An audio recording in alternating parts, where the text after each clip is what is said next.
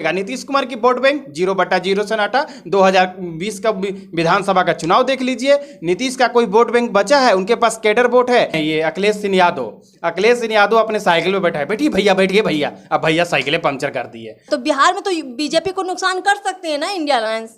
5 से 10 सीटों पर, 5 से 10 सीटों पर हम गिनती से बता देंगे। पर लोकसभा चुनाव में झारखंड से भी बीजेपी बाजी मारेगी।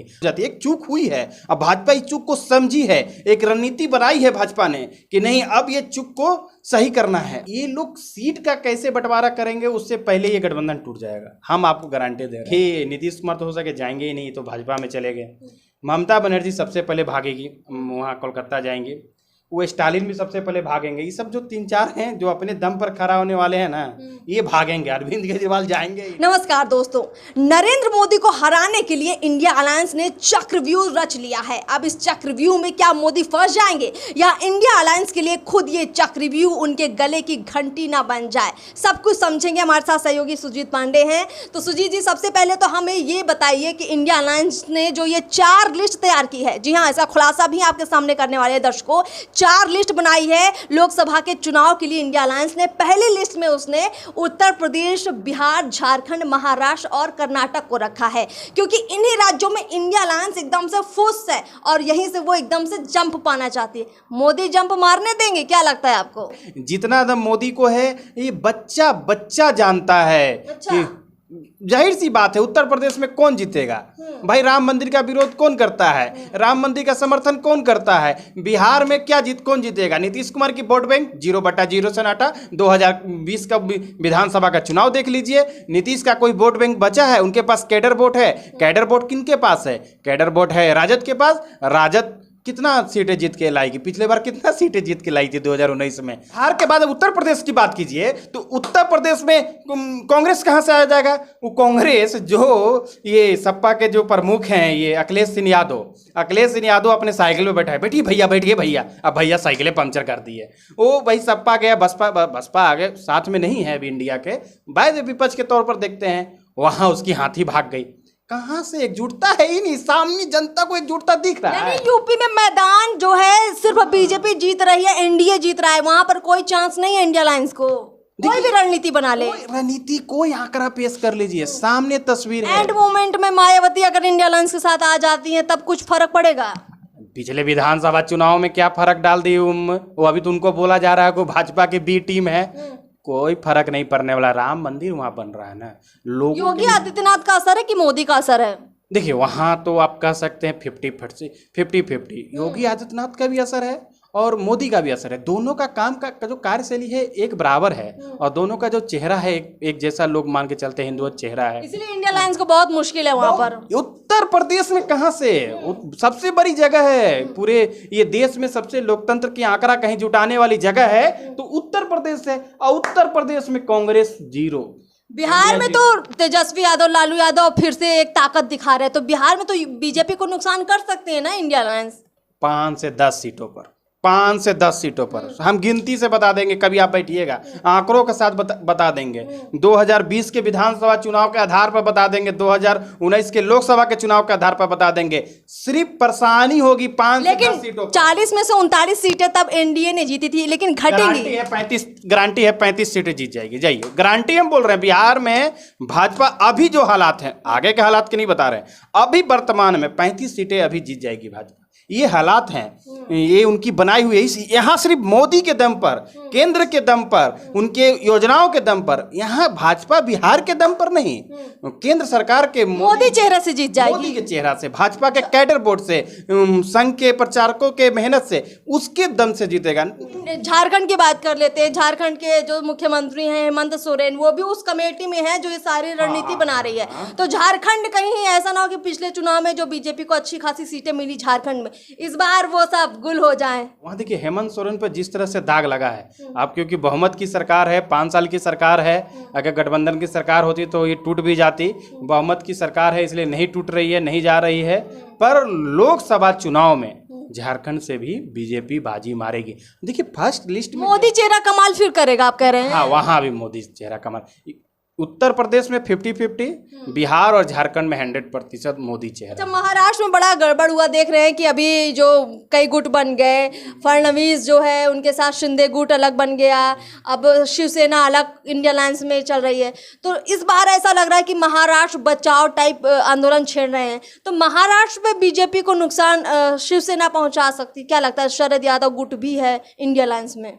उद्धव का चेहरा आप देख सकते हैं, उद्धव ठाकरे का चेहरा जब वो भाजपा के साथ थे मतलब उनकी उस समय की चेहरा, उस समय की कॉन्फिडेंस, उस समय की बातें और अभी की डरे हुई बातें उनको आप सामने देख सकते हैं। उद्धव भाजपा के वोट बैंक में थोड़ा सा भी सेंधमारी नहीं करेंगे।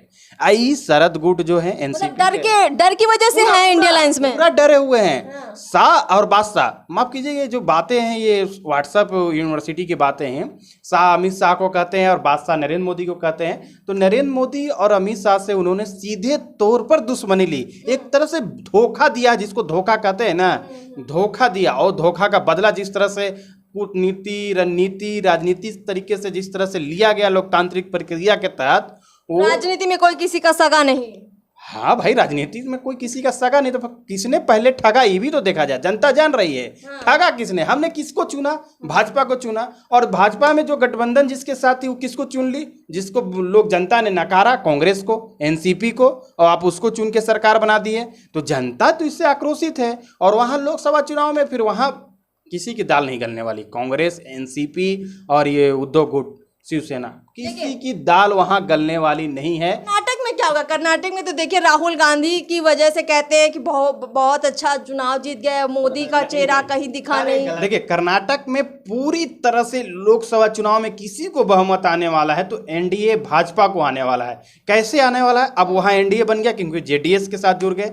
अगर विधानसभा चुनाव में जेडीएस के साथ भाजपा जुड़ जाती है, एक चूक हुई है, अब भाजपा इस चूक को समझी है, एक रणनीति बनाई है भाजपा ने कि नहीं, अब ये चूक को सही करना है। अमित शाह ने ये रणनीति बनाया है, जेपी नड्डा ने ये रणनीति बनाया है और देवगौड़ा साहब को साथ में लाया है। मोदी और देवगौड़ा जी की तस्वीर अभी दिखी थी हाल फिलहाल साथ में आ गया, दोनों का गठबंधन हो गया। लोकसभा चुनाव लड़ेंगे साथ में, विधानसभा नहीं लड़े, इसी की वजह से कांग्रेस जीत गई। हमने एक और बात गौर की है, जो ये रणनीति इंडिया अलायंस बना रही है उसमें एक लिस्ट ऐसी तैयार की है जिसमें वो राज्य आते हैं जहां पर ये लोग आपस में ही भिड़ने वाले हैं।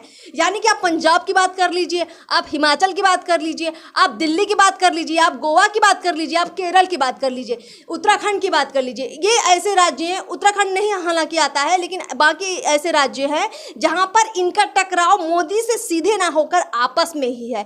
दिल्ली की सबसे पहले बात करते हैं, केजरीवाल, 7 लोकसभा सीटें हैं। इतनी आसानी से ये लोग 7 सीटों का बंटवारा करेंगे या केजरीवाल को 7 की 7 दे देंगे? देखिए, बंटवारा हो जाएगा, पर अरविंद केजरीवाल का बयान ही आप पहले कब देखेंगे तो भाई, जो विधानसभा का चुनाव है उसमें हमको चुनो, लोकसभा के चुनाव में नरेंद्र मोदी को चुनो। और कई बार बोले भी हैं इस चीज़ को कि यहाँ की जनता ने मन बना लिया है कि लोकसभा चुनाव में हम नरेंद्र मोदी को चुनेंगे, इसलिए सभी सीटें उनको जिताकर देती है, और विधानसभा चुनाव में आम आदमी पार्टी को चुनेंगे, इसलिए सभी सीटें चुनाव जिताकर हमें दे देती लगभग। तो एक वहाँ का माइंडसेट है। कांग्रेस उस बीच में आती नहीं, आम आदमी पार्टी और भाजपा के। कांग्रेस को 5 सीट दे देंगे, कांग्रेस हार जाएगी, आम आदमी पार्टी हार जाएगी। दिल्ली में लगभग 7 में से इस बार 1 सीटें पर दिक्कत हो रही है, बाकी 6 सीट भाजपा जीत जाएगी, एकदम कंफर्म है। दिल्ली में 6 सीट के लिए कोई दिक्कत नहीं करना है। दिल्ली में भले वो मेयर का चुनाव हार गए, विधानसभा चुनाव हार गए, पर लोकसभा चुनाव जीत के ही रहेंगे। उत्तराखंड की बात करते हैं। उत्तराखंड में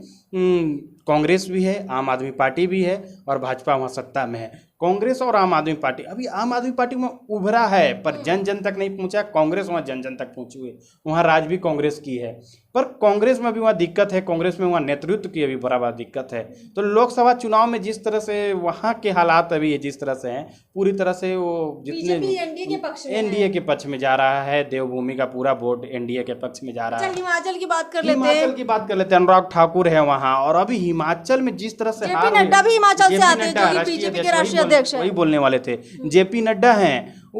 ये लोग जो है ना, जो गुटबाजी जो हुई ना एक छोटे से राज्य में, और वो जहाँ सत्ताधारी भाजपा है और उस राज्य में हार जाना, और जहाँ कांग्रेस ने मेहनत भी नहीं किया, तो वो कर्नाटक वाला हाल हो गया। कर्नाटक में बोले थे कि जेडीएस से ये नहीं हुए गठबंधन, उसके वजह से हार हो गई। सेम यहाँ वो हुआ कि गुटबाजी को ये नहीं हो पा रहा है, पकड़ नहीं पाए। और ऊपर के लोग नहीं पकड़, नीचे के लोग ने तो ऐलान ही कर दिया भाई यहाँ गुटबाजी, यहाँ गुटबाजी है, यहाँ गुटबाजी है।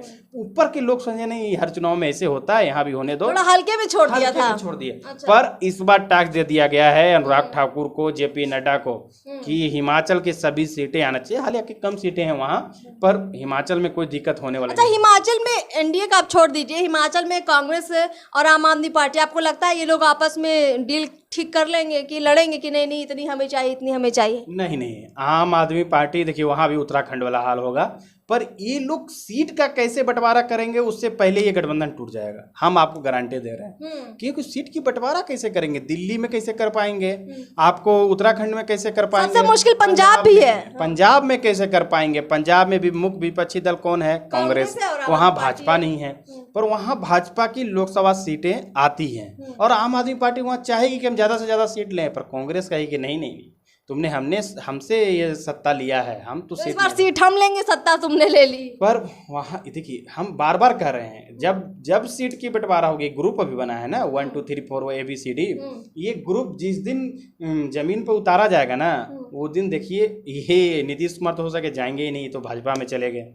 ममता बनर्जी सबसे पहले भागेगी, वहाँ कोलकाता जाएंगे, वो स्टालिन भी सबसे पहले भागेंगे। ये सब जो 3-4 हैं जो अपने दम पर खड़ा होने वाले हैं ना, ये भागेंगे। अरविंद केजरीवाल जाएंगे ही नहीं, तो हम गारंटी हम करें अरविंद केजरीवाल जाएंगे नहीं, स्टालिन भाग जाएंगे, ममता बनर्जी भी भाग जाएंगे। सीटों की बंटवारा किसमें होगी? कांग्रेस के जो पुराने सहयोगी दल हैं, कांग्रेस के पुराने सहयोगी दल राजद, एनसीपी, ये सब जो पुराने हैं, ये झारखंड के झामुमो, ये सब जो पुराने दल है ना, उनके साथ गठबंधन हो गए। ये नए दल जो आम आदमी पार्टी गठबंधन करेगा, और करेगा तो अपने फायदा को जाए। पंजाब उसके लिए, दिल्ली उसके लिए सबसे बड़ी फायदा वाली जगह है, वो देने वाला कहेगा हिमाचल ले जाओ तुम। हम उन राज्यों की बात कर रहे हैं जहां बीजेपी एकदम लगभग नहीं दिख रही है, सीधे तौर पर अन्य पार्टियां हैं, पंजाब, केरल, ये सब जगह है।